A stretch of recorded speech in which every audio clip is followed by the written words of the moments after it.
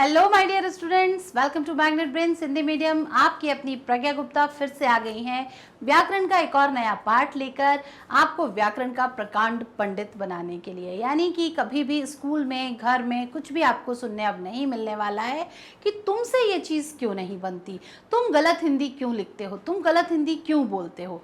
तो इन सारी चीज़ों का सॉल्यूशन मेरे पास है, जो कि है ये व्याकरण का ज्ञान। तो बढ़िया मेरे साथ इस व्याकरण के ज्ञान में बने रहिए, इस व्याकरण शास्त्र को पढ़ते रहिए, ताकि धीरे धीरे ही सही लेकिन आप एक सही हिंदी बोलना, लिखना सब कुछ सीख सकें। तो इसी श्रृंखला में मैं लेकर आई हूं आज आपके लिए क्रिया विशेषण। अब भाई आप सोचेंगे क्रिया भी पढ़ ली थी, विशेषण भी पढ़ लिया, अब ऐसी क्या जरूरत आन पड़ी कि आज क्रिया विशेषण को साथ में पढ़ना पड़ रहा है।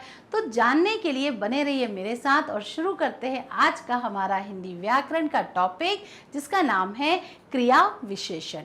तो क्रिया हमने पढ़ ली है, विशेषण हमने पढ़ लिया है, बिल्कुल सही आप सोच रहे हैं।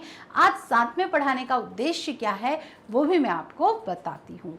तो शुरू करते हैं अपना आज का क्रिया विशेषण का ज्ञान क्या कहता है, ये हमसे देखते हैं।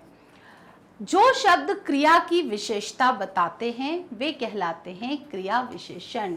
तो भाई डाउट यहाँ पर दूर हुआ ना कि क्रिया विशेषण यहाँ पर एक ही नहीं है, यहाँ पर क्रिया और विशेषण हम एक साथ पढ़ने वाले हैं। अलग से हमने क्रिया को पढ़ा, अलग से हमने विशेषण, आज उनको हम जोड़ देते हैं। तो जो शब्द क्रिया की विशेषता बताते हैं वो होते हैं भाई क्रिया विशेषण। क्रिया विशेषण संबंधी अनेक अशुद्धियां देखने को मिलती हैं। विशेष रूप से इनका अनावश्यक, अशुद्ध, अनुपयुक्त तथा अनियमित प्रयोग ही भाषा को अशुद्ध बना देता है। और हमें क्या सीखना है? शुद्ध भाषा का प्रयोग। हम जो करेंगे, हम जो सीखेंगे वो सारा क्या है? शुद्ध ज्ञान हासिल करना, शुद्ध वाचन करना, शुद्ध वर्तनी लिखना और शुद्ध लेखन करना। तो ये क्या क्या गड़बड़ियां होती हैं करते समय क्रिया विशेषण को, वो हम धीरे धीरे जानते हैं। ठीक है, तो यहाँ पर हैं जो सामान्य अशुद्धियाँ होती हैं, जो बातचीत के दौरान होती हैं, या फिर अब जो फिलहाल सोशल मीडिया के इतने चलन के बाद जो हमारी हिंदी की गड़बड़ियाँ हो गई हैं व्हाट्सएप की लैंग्वेज के कारण, तो वो सब मैं आपको बताती हूँ कि ये सामान्य गलतियाँ हैं। ऐसा नहीं है कि सिर्फ आप कर रहे हैं, ये बड़े भी कर रहे हैं, बच्चे भी कर रहे हैं, लेकिन हमें इनसे उबरना है। क्योंकि हम अपनी हिंदी को गलत तरीके से क्यों बोलें, हम अपनी राजभाषा का अपमान क्यों करें। तो यहाँ पर हमें सही बोलना और सही लिखना सीखना है।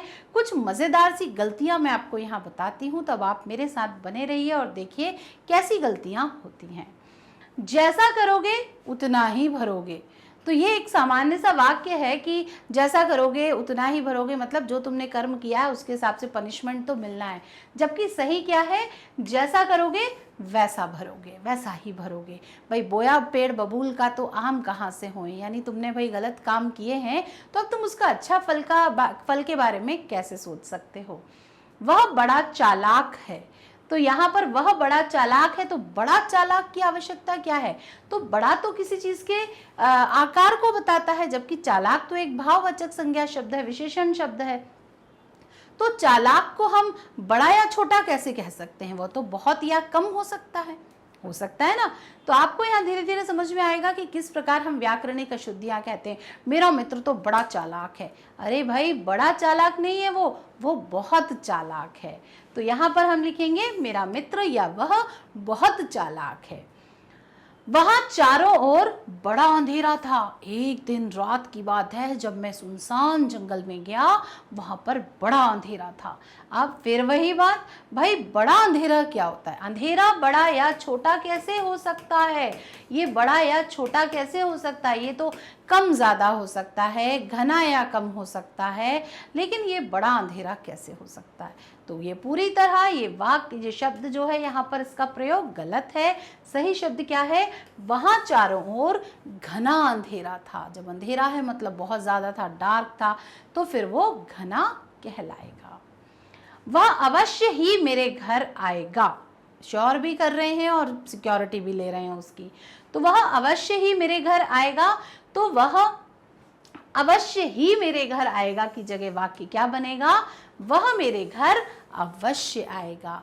मेरे घर आने की जो बात है, तो ये जो संज्ञा है ये इसके बाद में यहाँ पर विशेषण की तरह प्रयोग होगा कि वह मेरे घर अवश्य आएगा। मैं जानता हूँ, श्री कृष्ण कहते थे ना, मैं जानता हूँ सखी, मैं जानता हूँ कि तुम मेरे पास अवश्य आओगी। हे अर्जुन, मुझे पता था कि तुम मेरे पास ये ज्ञान लेने के लिए या ये सलाह लेने के लिए अवश्य आओगे।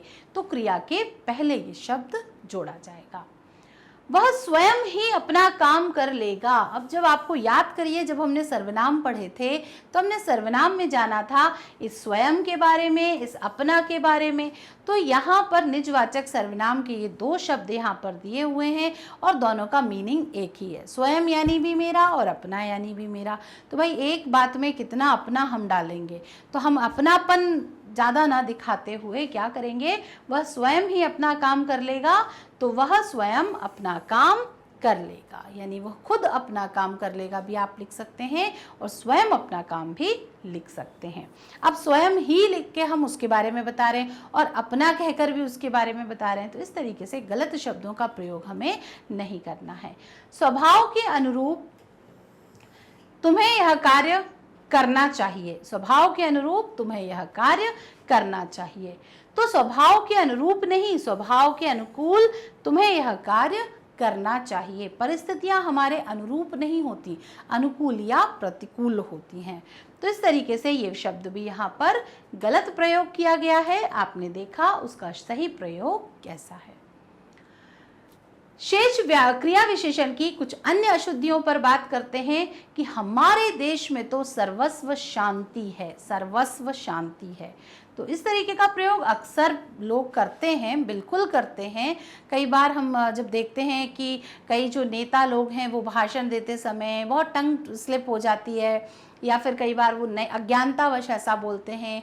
कई बार अन्य भाषा भाषी बच्चे हैं जो वो इस तरीके के शब्दों का प्रयोग करते हैं, लेकिन हमें ऐसा नहीं करना है, क्योंकि हम भारत के ही बच्चे हैं, भारत में हम रहते हैं, हमारी मातृभाषा राष्ट्रभाषा जिस तरह की है, तो हमें अपनी हिंदी पर गर्व होना चाहिए और हमारी हिंदी में एक शब्द भी हमें गलत नहीं बोलना है। व्हाट्सएप आदि का प्रचलन होने के कारण, सोशल मीडिया का जब से प्रचलन हुआ है, बच्चों को शॉर्ट में लिखने की बात चलने आ गई है। आपने देखा होगा कि आजकल जैसे व्हाट्सएप पर आप मैसेज करते हैं, अगर आप ऐसा करते हैं तो आज से ही उसको रोकना है, और अगर आप नहीं करते हैं ऐसा तो बहुत बहुत बहुत अच्छी बात है। हम अपनी भावनाओं को व्यक्त करने की जगह हम वहाँ इमोजीज भेजते हैं। हमने किसी बात में अच्छा भेजने के लिए यूं कर दिया, सुंदर बात बोलने के लिए यूं कर दिया, या फिर जब हमें बुरा लग रहा है तो हमने सैड वाला भेज दिया। क्यों भाई, एक्सप्रेशन व्यक्त करना अच्छी बात है, लेकिन आप वहाँ पर शब्द लिखिए। धीरे धीरे क्या हो रहा है, ये चीज़ें आपकी जो दिमाग की शब्द सोचने की क्षमता है ना, उसको ख़त्म कर रही है। आप इमोजीज से काम चला लेते हैं। अरे भाई, किसी के काम में मुस्कुराकर दो शब्द बोलकर देखिए, उसके दिल को कितना अच्छा लगेगा। लेकिन आपने क्या किया, किसी अच्छे काम पर व्हाट्सएप में स्माइल भेज दी। तो अच्छी बात है स्माइल भेजना, लेकिन वहाँ पर दो शब्द अगर आपने लिखे होते तो वो और डबल मोटिवेशन का काम करते। किसी को आपने थंब भेज दिया, एग्री है, लेकिन अगर आप लिख के देखें कि हाँ मैं तुम्हारी बात से सहमत हूँ, हाँ मैं तुम्हारी बात से एग्री करता हूँ, तो यहाँ पर बात और अच्छी लगेगी। तो ये इमोजीज भेजने के साथ साथ क्या हो रहा है, हमारा शब्द भंडार कम होता जा रहा है। एग्री करते हैं तो मुझे कमेंट बॉक्स में ज़रूर बताइए कि हाँ मैम बिल्कुल ऐसा हो रहा है, और अगर नहीं एग्री करते हैं, सही लग रहा है, तो भाई फिर तो ये मान लीजिए कि आने वाले समय में बोलने के पहले सोचना पड़ेगा कि 4 शब्द क्या बोलना है मुझे।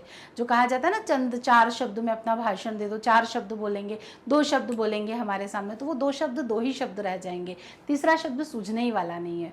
तो अपना शब्द भंडार बढ़ाइए। ये सारी जो गलतियां हैं ये सिर्फ इसीलिए हैं क्योंकि हमारे पास शब्दों की कमी है, शब्दों का चुनाव हम नहीं कर पाते कि कहाँ हमें कैसा शब्द बोलना है। तो ये बेटा, ये सारी गलतियां जो है ये हमें दूर करनी है और एक ही बार में दूर करनी है।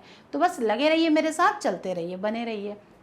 देश में सर्वस्व शांति है। तो देश में सर्वस्व का मतलब होता है संपूर्ण, लेकिन यहाँ पर देश में सर्वत्र शांति है। सर्वत्र स्थानवाचक शब्द, चारों आपकी डायरेक्शंस को बताता है। तो देश में सर्वस्व शांति है कहना ज्यादा सही होगा। उसे लगभग पूरे अंक प्राप्त हुए हैं। अब यहाँ पूरे भी है और लगभग भी है, तो पूरे अंक और लगभग दोनों चीजें, भाई कंफ्यूजन कैसे हो सकता है। यहाँ पूरे अंक प्राप्त हुए हैं, श्योरिटी है, मतलब यहाँ पर 100% वो श्योर है, लेकिन ये लगभग कहकर उसने संदेह स्थापित कर दिया। तो या तो भाई लगभग कहिए या फिर आप श्योर रहिए। तो सही वाक्य क्या होगा, उसे पूरे अंक प्राप्त हुए हैं, उसे 100 में से 100 नंबर मिले हैं। तो ये यहाँ पर श्योरिटी की बात है। अब अगर यहाँ पर शिक्षिका ने उसको नंबर दिए हैं तो क्या ऐसे थोड़ी ना लिख के दिए होंगे कि 80 और 90 नंबर मिले हैं उसको, इस तरीके से तो लिखे नहीं होंगे कि लगभग पूरे नंबर उसको मिले हैं। तो नंबर या तो पूरे होते हैं या जितने मिले हैं उतने होते हैं। तो ऐसे वाक्य हमें नहीं बोलना है। वह बड़ा दूर चला गया। अब बड़ा, मैंने जैसा कि अभी आपको बताया कि दूर शब्द भी जो है वो बड़ा और छोटा कैसे हो सकता है, बड़ा दूर छोटा दूर नहीं हो सकता ना। दूर भी क्या होगा, बहुत दूर या कम दूर होगा, पास या दूर होगा। तो वह बड़ा दूर चला गया, वाक्य क्या होगा, वह बहुत दूर चला गया। पता नहीं वो कहाँ चलते चलते बहुत दूर निकल गया, मेरा मित्र तो बहुत दूर चला गया, मैं पीछे रह गया। तो बहुत दूर चला गया, बड़ा दूर नहीं चला गया। उसने आसानी पूर्वक अपना काम समाप्त कर लिया है। अरे भाई, आसानी पूर्वक क्या होता है, ये सावधानी पूर्वक तो सुना है, लेकिन आसानी पूर्वक क्या होता है। तो आसानी के साथ पूर्वक शब्द का जो हमने यहाँ पर प्रत्यय प्रयोग किया है ये परफेक्ट नहीं है, ये गलत है। सावधानी पूर्वक हो सकता है लेकिन आसानी पूर्वक शब्द नहीं होता। तो उसने आसानी पूर्वक काम समाप्त कर लिया है की जगह आप क्या लिखेंगे, उसने आसानी से काम समाप्त कर लिया है, आसानी से। आते हैं 11वें पर। जंगल में बड़ा अंधकार है। ओ माय गॉड, फिर से बड़ा अंधकार। तो जंगल में बड़ा अंधकार है की जगह जंगल में बहुत अंधकार है या फिर घना अंधकार है, सही शब्द होगा। यद्यपि वह मेहनती है तब भी सफलता प्राप्त नहीं करता। तो यहाँ पर आपको तब भी की जगह, ये तब भी यहाँ पर बड़ा रूखा रूखा लग रहा है, मतलब इसका सही इस्तेमाल नहीं किया गया है यहाँ पर। तो यद्यपि वह मेहनती है, यद्यपि मतलब इवन वो मेहनती है तो तब भी सफलता प्राप्त नहीं करता। तो आप क्या कहेंगे, यद्यपि वह मेहनती है तथापि वह सफलता प्राप्त नहीं करता। मतलब यद्यपि का यहाँ पर रिएक्शन कैसे दिख रहा है आपको, तथापि से। यद्यपि तथापि, यदि वो मेहनत कर रहा है तो फिर उसका फल उसको मिलना चाहिए, लेकिन उसे उसका फल नहीं मिल रहा है। तो इस प्रकार यहाँ पर हमने ये व्याकरण से संबंधित कुछ अशुद्धियाँ देखी। इस प्रकार की जो अशुद्धियाँ हैं ये सामान्य रूप से हर व्यक्ति कर रहा है, लेकिन अगर आप बच्चे इस मुहिम को शुरू कर देंगे कि ना हम गलत बोलेंगे ना हम गलत सुनेंगे, तो ये चीज़ें धीरे धीरे सुधरती जाएंगी। कुछ सामान्य शब्दों की बातचीत भी मैं भी आपसे करती हूँ जो कि अक्सर बच्चे किया करते हैं। मुंबई जाने में एकमात्र 2 दिन शेष है। तो अब आप खुद सोचिए, आपको शायद खुद हंसी आ जाए कि यहाँ पर एकमात्र मतलब एक सिंगल ऑप्शन की बात कर रहे हैं और हम यहाँ पर 2 दिन बता रहे हैं। तो क्या ये वाक्य सही है, मुंबई जाने में एकमात्र 2 दिन शेष हैं? बिल्कुल नहीं। तो मुंबई जाने में केवल 2 दिन शेष हैं, या फिर आप एकमात्र दिन शेष है, जब 1 दिन बचे तब आप कह सकते हैं। तो मुंबई जाने में केवल 2 दिन शेष हैं। जितना गुड़ डालोगे वही मीठा होगा। मतलब किसी बात में जितनी तुम मेहनत करोगे वो काम उतनी ही तुम्हें सफलता देगा। तो प्रतीकात्मक रूप से हम इसे प्रयोग कर सकते हैं कि जितना गुड़ डालोगे उतना ही मीठा होगा।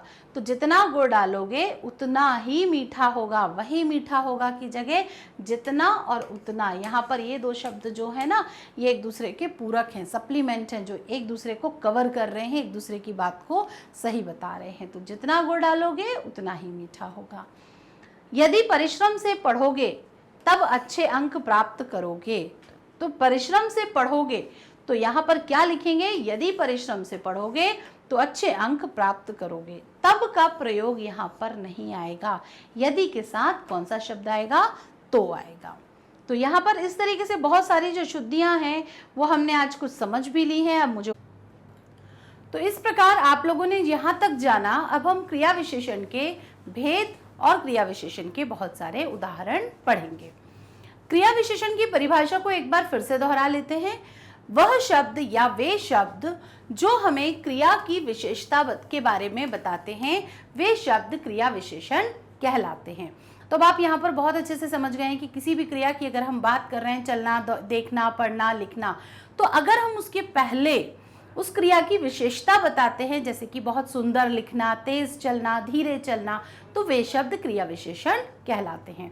तो यहाँ तक आपने कंप्लीट कर लिया है। अब आगे पढ़ेंगे हम इसके भेद। भेद के पहले यहाँ पर एक छोटा सा उदाहरण आप देख लीजिए। हिरण तेज भागता है। इस वाक्य में भागना क्रिया है, यानी भागना यहाँ पर क्या है, क्रिया है, लेकिन जो ये तेज भागना है, यहाँ पर तेज शब्द जो आप देख रहे हैं वो हमें इस भागने की विशेषता बता रहा है। भागने की विशेषता क्या है कि वो तेज भागता है।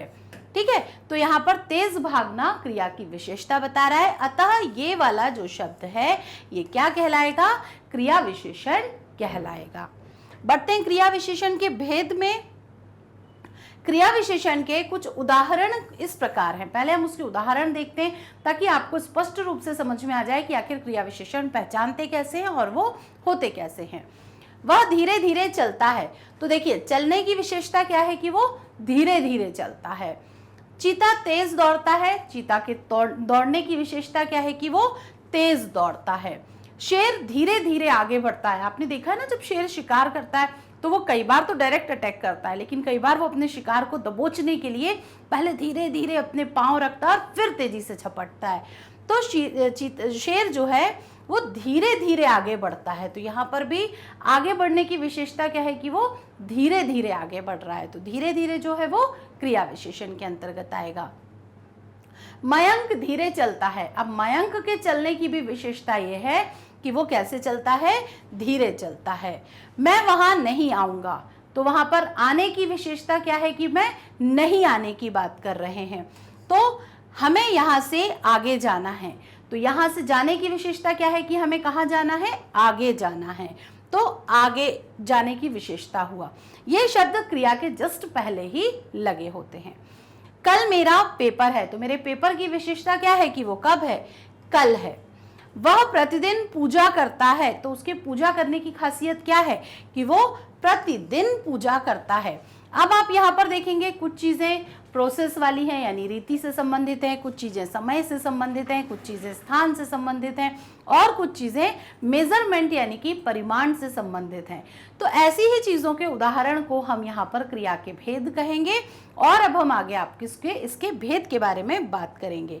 तो यहाँ तक होप सो कि आपको अच्छे से क्लियर हो गया होगा। क्रिया विशेषण के 4 भेद होते हैं।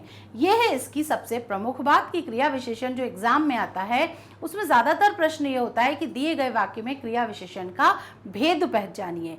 यानी 6 लेवल तक, प्राइमरी लेवल तक तो ये होता है कि क्रिया विशेषण को पहचानिए, तो भाई बच्चे उसमें अंडरलाइन कर देते हैं कि इसमें धीरे क्रिया है, तेज क्रिया है। लेकिन 6 ऑनवर्ड यानी कि 7th क्लास से और अब आने वाली कक्षाओं में आपको क्रिया विशेषण का भेद पूछा जाता है। तो भेद को पूछा जाता है जो, तो उसका उत्तर जवाब देने के लिए आपको पता होने चाहिए भेद। तो यहाँ पर हम बहुत डिटेल में इनको पढ़ने वाले हैं, तो ध्यान से बस देखते जाइए। नीचे इन्हें विस्तार पूर्वक समझाया गया है। विस्तार पूर्वक यानी कि डिटेल में बताया गया है। अर्थ के आधार पर क्रिया विशेषण के भेद।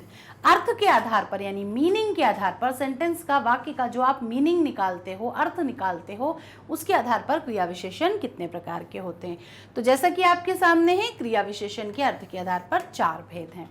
सबसे पहला है कालवाचक, दूसरा है रीतिवाचक क्रिया विशेषण, तीसरा है स्थानवाचक क्रिया विशेषण और चौथा है परिमाणवाचक क्रिया विशेषण।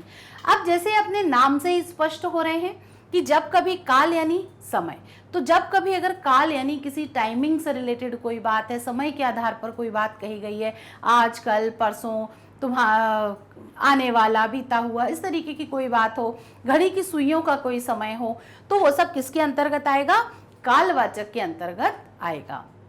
रीतिवाचक में, रीति का मतलब होता है किसी कार्य को करने का प्रोसेस, कि आपने कोई कार्य कैसे किया, तेज किया, धीरे किया, अच्छे से किया, बुरे तरीके से किया, तो ये सारे शब्द किसके अंतर्गत आते हैं, रीति के अंतर्गत आते हैं। स्थानवाचक मतलब स्थान के बारे में दिया हो, वह 2 घंटे से बगीचे में मेरा इंतजार कर रहा था, तो बगीचा यानी कि एक स्थान के बारे में बात की गई है, तो इस प्रकार यहाँ पर स्थानवाचक शब्द आएगा। फिर है परिमाणवाचक, तो परिमाणवाचक के अंतर्गत आप क्या देखेंगे, परिमाण मतलब कि मेजरमेंट, जिसे इंग्लिश में आप कहते हो क्वांटिटी की बात करना, दूरी की बात करना, मीटर, सेंटीमीटर, किलोमीटर, किसी भी प्रकार की यूनिट की जो बात की जाती है वो परिमाणवाचक के अंतर्गत आती है। तो यहाँ पर हमने पहले तो ये बाहर से पढ़ लिया कि क्या होता है, लेकिन एग्जाम्स के लिए अगर हम प्रिपेयर करें इसको, तो हम जो उदाहरण हम ढूंढेंगे इसके वो कैसे पहचानेंगे, उसके लिए थोड़ा सा डिटेल में चलते हैं। कालवाचक क्रिया विशेषण वो क्रिया विशेषण शब्द जो क्रिया के होने के समय के बारे में बताते हैं। कोई घटना कब हुई, जब भी कोई बातचीत होती है तो पूछा जाता है ना ऐसा कब हुआ, तो वो जो कब हुआ वाला सवाल है वो घटना से कि समय से डिपेंड करता है, समय के ऊपर निर्भर करता है कि कोई चीज़ हुई तो कब हुई, वर्षा हुई तो कब हुई, अगर चोरी हुई रात में तो किस समय हुई, अगर आपका परीक्षा है तो कब है, तैयारी हुई तो कब की। तो इस तरीके से किसी ना किसी प्रकार के समय के बारे में यहाँ पर बात होती है, जो कि कालवाचक क्रिया विशेषण कहलाता है। जैसे श्यामू कल मेरे घर आया था। अब श्यामू का मेरे घर आना कोई बहुत विशेष बात नहीं है, लेकिन विशेष बात यह है कि वो आज नहीं आया था, वो कब आया था, कल आया था। तो यहाँ देखिए कल, कल मतलब समय, मतलब कल यानी बीता हुआ कल, था के साथ अगर वाक्य का प्रयोग किया है तो ये हमारा भूतकाल है, बीता हुआ समय। तो श्यामू का कल आना कौन सा है, कालवाचक क्रिया विशेषण है। परसों बरसात होगी, ऐसा अनुमान लगाया गया है मौसम विभाग की तरफ से कि आज और कल सिर्फ बादल रहेंगे, लेकिन बारिश कब होगी, परसों होगी। तो परसों यानी कल के बाद वाला समय, जो आने वाला कल है उसके बाद वाला, कल के बाद, लेकिन कौन सा, भविष्यवाचक, आने वाला। ठीक है।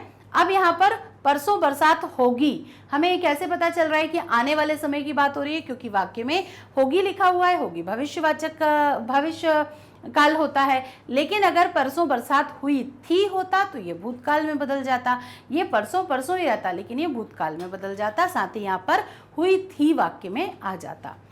मैंने सुबह खाना खाया था। अब खाना खाया था अच्छी बात थी, लेकिन कब खाया था, सुबह खाया था, तो मैंने टाइमिंग बता दी कि मॉर्निंग में खाया था। मैं शाम को खेलता हूँ, मैंने खेलने की विशेषता बता दी कि मैं कब खेलता हूँ, भाई सुबह नहीं खेलता, दोपहर को नहीं खेलता, मैं शाम को खेलता हूँ। तो यहाँ पर कल, परसों, सुबह, शाम, ये सारी चीज़ें क्या बता रही हैं, किसी ना किसी समय के बारे में बात कर रही हैं, चाहे वो सुबह का हो, रात का हो, दिन का हो, दोपहर का हो, कभी कभी हो, समय के बारे में जो बातचीत हो रही है वो क्या कहलाएगी, वो कालवाचक क्रिया विशेषण कहलाएगी। तो एग्जाम्स में भी अगर आप ऐसा कोई देखते हैं जिसमें कोई काल बताकर, कोई समय बताकर उस क्रिया की विशेषता बताई जा रही है, तो आप निश्चिंत होकर उसे कालवाचक क्रिया विशेषण टिक कर सकते हैं। हमें निश्चित ही क्रिया के होने के समय के बारे में पता चल रहा है, ऐसे शब्द कालवाचक क्रिया विशेषण के अंतर्गत आते हैं। ठीक है, अब बढ़ते हैं हम आगे अगले क्रिया विशेषण की ओर, जो कि बिल्कुल इसी तरह आसान है। कुछ और उदाहरण भी है यहाँ पर, एक बार आप उदाहरण के लिए जल्दी जल्दी उनको पढ़ लीजिए, खुद से करके देखिए ताकि आपको समझ में भी आ जाए। मैं सुबह जल्दी उठता हूँ, यानी यहाँ पर भी जल्दी उठना, समय की बात हो रही है। मैं दोपहर में स्कूल से लौटता हूँ, तो स्कूल से आने का जो मेरा समय है वो कब है, दोपहर का है। हम अक्सर शाम को खेलने जाते हैं, तो यहाँ सुबह, दोपहर और शाम, तीन वक्त जो दिन के तीन प्रमुख प्रहर हैं वो यहाँ पर दिए हुए हैं, और यही कालवाचक विशेषण कहलाते हैं। क्रिया शब्द जैसे आना, खाना, होना, उठना, लौटना आदि के होने के समय के बारे में कल, सुबह, शाम, दोपहर आदि शब्द बता रहे हैं, यही शब्द कालवाचक क्रिया विशेषण के अंतर्गत आते हैं। तो यहाँ तक तो एकदम अच्छे से परफेक्टली आपका क्लियर हो गया होगा। बढ़ते हैं आगे, रीतिवाचक क्रिया विशेषण। अब रीति का जो शाब्दिक अर्थ है वो होता है किसी भी कार्य को करने के तरीके से, जिसे आप ढंग भी कह सकते हैं, स्टाइल भी कह सकते हैं, कोई आपका वर्क प्रोसेस भी आप कह सकते हैं। तो किसी काम को करने का जो तरीका होता है उसे हिंदी में रीति कहा जाता है। अब यहाँ पर शाब्दिक परिभाषा पहले पढ़ लेते हैं, फिर करते हैं उदाहरण। ऐसे क्रिया विशेषण शब्द जो किसी क्रिया के होने की विधि या तरीके के बारे में बताएं, यानी उस काम को कैसे किया जा रहा है, तेजी से किया जा रहा है, स्लो किया जा रहा है। कभी भी आप कोई काम देखते हैं तो उसकी प्रोग्रेस कैसे पूछते हैं, भाई काम कैसा चल रहा है, तो क्या जवाब मिलता है, भाई ठीक चल रहा है, अच्छा चल रहा है, नहीं अभी धीमा चल रहा है, तेजी से चल रहा है, बहुत तरक्की कर रहा है, अभी ज़्यादा तरक्की नहीं हुई है। तो ऐसे ही बताया जाता है ना आपको किसी क्रिया का। तो यहाँ पर वही जो बात होती है कि क्रिया को करने का तरीका या उसकी विधि के बारे में जब बात होती है वो क्या कहलाते हैं, रीतिवाचक क्रिया विशेषण शब्द कहलाते हैं। अब यहाँ देखिए, हिमांशु ध्यान से चलता है। अब हिमांशु के चलने की बात क्या है कि वो ध्यान से चल रहा है, बहुत केयरफुली चल रहा है कि कहीं गड्ढा तो नहीं है, मैं गिर तो नहीं जाऊंगा, ये रोड नीचे तो नहीं हो जाएगा। तो वो बिल्कुल कैसे चल रहा है, फोकस करके एकदम ध्यान से चल रहा है। तो उसके चलने की विशेषता है कि वो ध्यान से चल रहा है। तो यहाँ पर रीतिवाचक क्रिया विशेषण में उसका ध्यान से चलना जो है वो क्या है, रीतिवाचक, उसका प्रोसेस है काम को करने का कि वो हर काम ध्यान से करता है, पढ़ता ध्यान से, लिखता ध्यान से, तो वो चल भी ध्यान से रहा है। तो रीतिवाचक क्रिया विशेषण। वह फटाफट बोलता है। अब वो बोलता तो है लेकिन कैसे बोलता है, फटाफट फटाफट, जल्दी जल्दी बोल देता है। तो यहाँ पर उसका फटाफट यानी कि जल्दी जल्दी बोलना रीतिवाचक क्रिया विशेषण कहलाएगा। सानिध्य गलत चाल चलता है। अब यहाँ पर चाल चलने जैसी बातें या तो महाभारत के काल में होती थी, और अगर हम वर्तमान काल की बात करें तो चाल चलने से बातें तब होती हैं जब हम शतरंज खेल रहे होते हैं ना, चेस बोर्ड पर हम जब दो प्लेयर्स खेल रहे होते हैं तब वो चाल चलते हैं। तो यहाँ पर मुझे लगता है कि चाल का अर्थ हम उस तरीके से भी ले सकते हैं। तो सानिध्य गलत चाल चलता है, भाई हो सकता है उसको चेस खेलना ना आता हो इसलिए वो गलत चाल चल रहा है, या फिर उसका वो ठीक से वो कॉन्सेंट्रेटली नहीं खेल रहा है इसलिए वो गलत चाल चल रहा है। मगर हमारा उद्देश्य चेस बोर्ड नहीं है, हमारा उद्देश्य है यहाँ पर क्रिया विशेषण को पहचानना। तो सानिध्य गलत चाल चल रहा है, तो वो जो चाल चल रहा है वो कैसी है, गलत है। तो उसके चलने का तरीका क्या है, गलत है। जैसे यहाँ पर तरीका ध्यान था वैसे यहाँ पर तरीका गलत है। तो ये क्या हुआ, रीतिवाचक क्रिया विशेषण। उर्मिलेश हमेशा सच बोलता है। उर्मिलेश की विशेषता है कि वो हमेशा क्या बोलता है, हमेशा सच बोलता है। उसकी जो विशेषता है बोलने की वो है हमेशा। तो हमेशा मतलब रीतिवाचक शब्द, प्रोसेस ही है उसकी, हमेशा, हम जब भी बोलता है वो सच ही बोलता है। तो हमेशा को आप जो क्या कहेंगे वो रीतिवाचक क्रिया विशेषण के अंतर्गत रखेंगे। जॉयदीप अच्छी तरह काम करता है, ठीक है। अब यहाँ पर अगर हम बंगाली में बोलें तो ये जॉयदीप है, अगर हिंदी में बोलें तो ये जयदीप भी हो सकता है। तो आप जिस भी भाषा से संबंध रखते हैं उस हिसाब से आप इस शब्द को बोल सकते हैं। तो मैं हिंदी भाषी हूँ तो मैं इसे जयदीप भी बोल सकती हूँ। तो जयदीप अच्छी तरह काम करता है, तो जयदीप के काम करने की विशेषता ये है कि वो अच्छी तरह काम करता है। बहुत जो काम वो लिखता है तो अच्छे से, फाइल बनाता है तो अच्छे से, अगर वो प्रेजेंटेशन बना रहा है तो अच्छे से बनाएगा, पीपीटी बना रहा है तो वो अच्छे से बनाएगा। तो वो काम कैसे करता है, अच्छी तरीके से। तो उसके काम करने का जो प्रोसेस है वो क्या है, अच्छी तरह से करना। पुनीत ध्यान पूर्वक पढ़ाई करता है। पुनीत के जो पढ़ने का स्टाइल है वो कैसा है, ध्यान पूर्वक, पूरा कॉन्सेंट्रेटली पढ़ता है, वो डिस्टर्ब नहीं होता है। तो पुनीत का ध्यान पूर्वक पढ़ना रीतिवाचक क्रिया विशेषण के अंतर्गत आएगा। शेर धीरे धीरे आगे बढ़ता है। तो शेर की जो आगे बढ़ने का तरीका है वो कैसा है, धीरे धीरे, क्योंकि भाई तेजी से बढ़ेगा जो शिकार है वो भाग जाएगा। लेकिन अगर वो धीरे धीरे पैरों को साथ साथ कर आगे बढ़ेगा तो शिकार सतर्क नहीं हो पाएगा और उसको पकड़ना आसान होगा।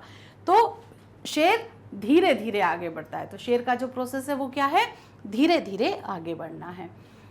तो यहाँ पर आप देखेंगे जितने भी वाक्य हमने पढ़े, ध्यान से, फटाफट, गलत, हमेशा, सच, अच्छी तरह, ध्यान पूर्वक, धीरे धीरे आदि शब्द खाना, चलना, बोलना आदि क्रियाओं की विशेषता बता रहे हैं।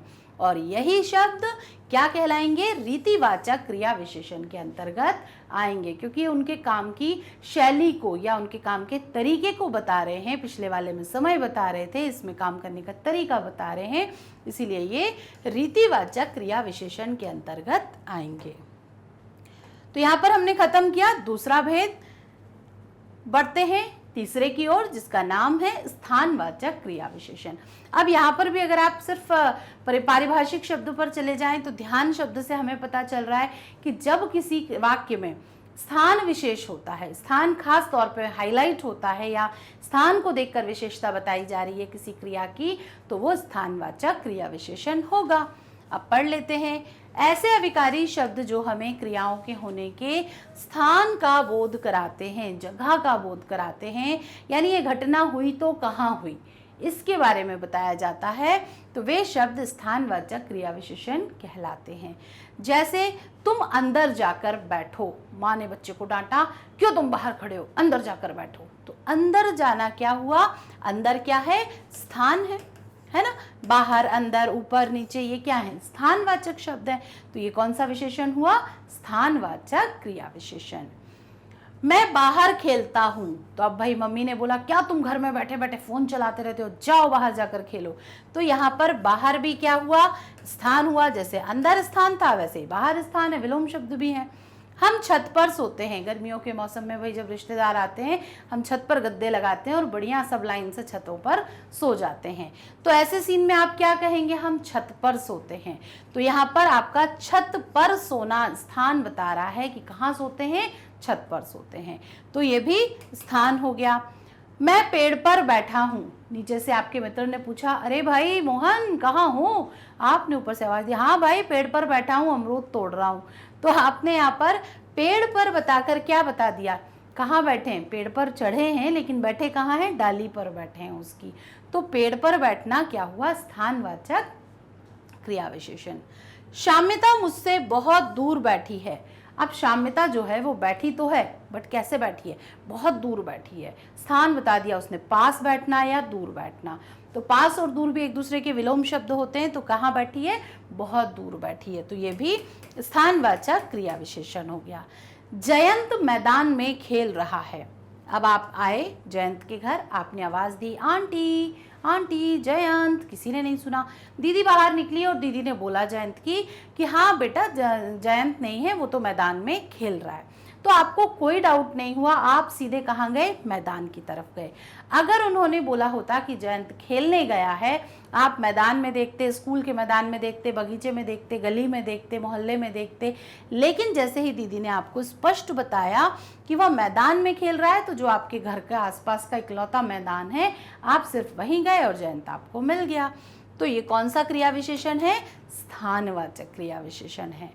तुम अपने दाहिनी ओर गिर जाओगे। इस तरफ आपके दीवार का बहुत छोटा सा पार्ट है, तो किसी ने आपको सतर्क किया कि भाई तुम मुड़ोगे तो तुम अपनी दाहिनी ओर, सॉरी दायां ये होता है, इस तरफ गिर जाओगे। अब मेरे पास तो बहुत स्पेस है, लेकिन उन्होंने कहा तुम अपनी दाहिनी तरफ गिर जाओगे, तो संभल के बैठो।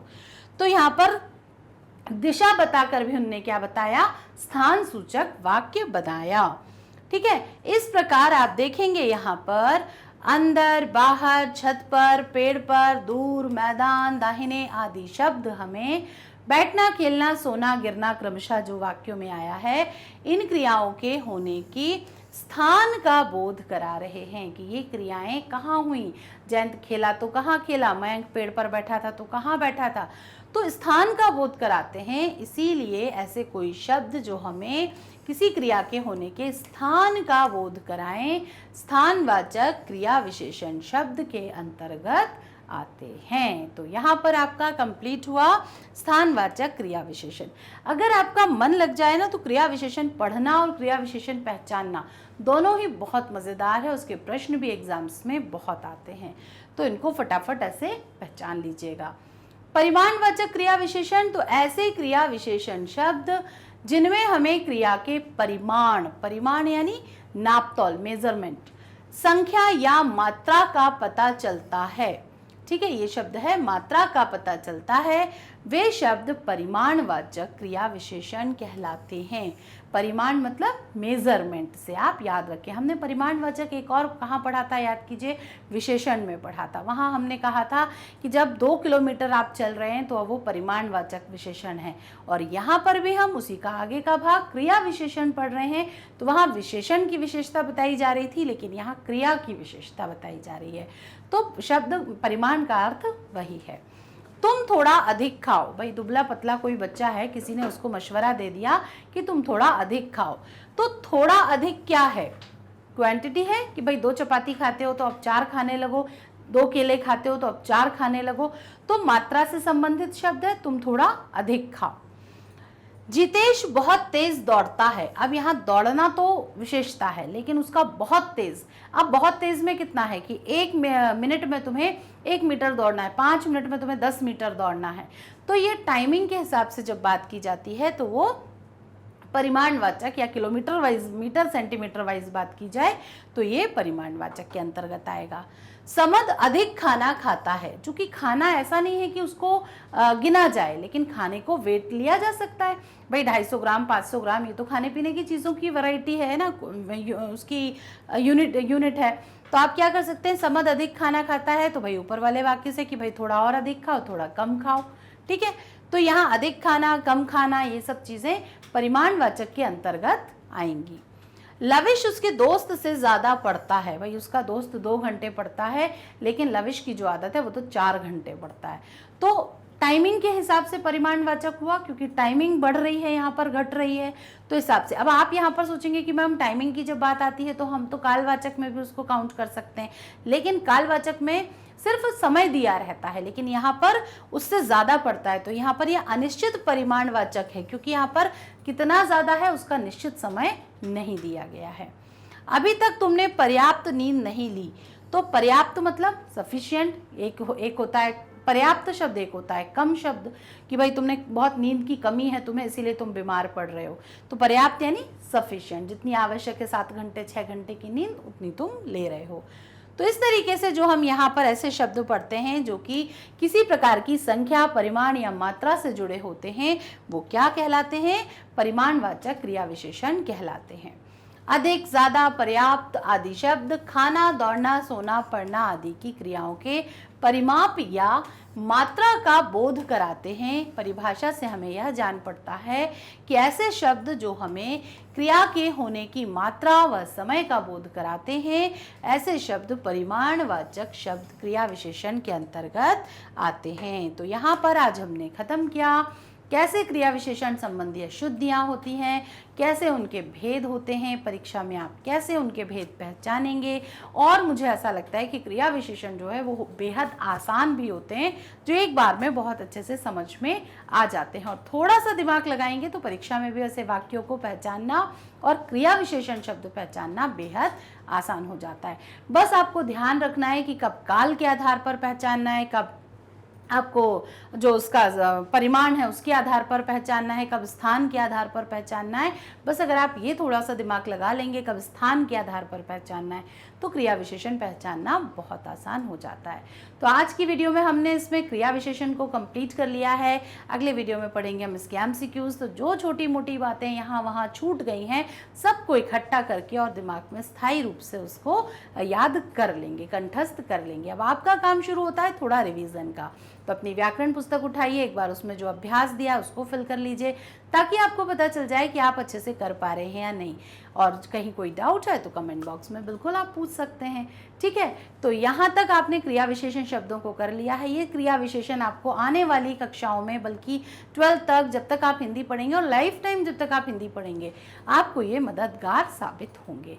तो मैग्नेट ब्रेन्स वैसे भी यही चाहता है कि आप हर एक चीज़ का यहाँ से लाभ उठाएं और अपने जीवन में उससे बहुत लाभ उठाकर अपने अंकों का जो बढ़ोतरी है वो करते चलें, कक्षा परीक्षा में बहुत अच्छा प्रदर्शन करें, बहुत अच्छे अंक हासिल करें। तो मैग्नेट ब्रेन्स आपके लिए न केवल आपकी कक्षा के लिए, बल्कि कक्षा 7 से 12वीं तक हर एक बोर्ड और हर एक कक्षा के ढेरों वीडियो मौजूद कराता है, आपको उपलब्ध कराता है। और सबसे खास बात है कि पूरी तरह वो निःशुल्क होते हैं, चाहे सीबीएसई इंग्लिश मीडियम हो, हिंदी मीडियम हो, यूपी बोर्ड, बिहार बोर्ड या फिर एमपी बोर्ड हो। एनटीएससी सीयूईटी जैसे एग्ज़ाम्स हैं जो कि आपको अब आने वाले समय में देने होंगे, उसकी तैयारी भी यहाँ पर कराई जाती है। चाहे ओलंपियाड्स हो जो कि कक्षा 7 के बाद 6 के बाद आप देने लगते हैं, उसकी तैयारी भी यहाँ पर कराई जाती है। स्पोकन इंग्लिश के भी एक से एक वीडियो मौजूद हैं जिनको देखने के बाद आप बहुत अच्छी इंग्लिश बोल सकते हैं। बुक्स और ई बुक्स के कलेक्शन के लिए, जी हाँ बिल्कुल सही, कमेंट बॉक्स में जो लिंक दी हुई है बस उस पर क्लिक कीजिए, हमें फॉर्म भर के भेजिए और चीज़ें आप तक पहुँच जाएंगी। हमारे साथ बने रहने के लिए, नए लोगों को जोड़ने के लिए फेसबुक, इंस्टाग्राम, ट्विटर और टेलीग्राम की मदद आप ले सकते हैं। वीडियो को लाइक, कमेंट और शेयर करना बिल्कुल नहीं भूलना है। वैसे आप कर रहे हैं लेकिन थोड़ा और बढ़ा दीजिए, क्योंकि आपका लाइक, कमेंट और शेयरिंग हमारे लिए मोटिवेशन का काम करता है। तो बस बने रहिए मेरे साथ, देखते रहिए हिंदी व्याकरण के नए नए जो टॉपिक्स हम पढ़ रहे हैं, डेफिनेटली आप सबको बहुत काम आने वाले हैं। और एक समय ऐसा ज़रूर आएगा, आप मुझे थैंक यू लिखकर भेजेंगे कि मैम हिंदी की व्याकरण के नंबर जो हैं वो एकदम 100% आए हैं, 100 आउट ऑफ 100 नंबर आए हैं।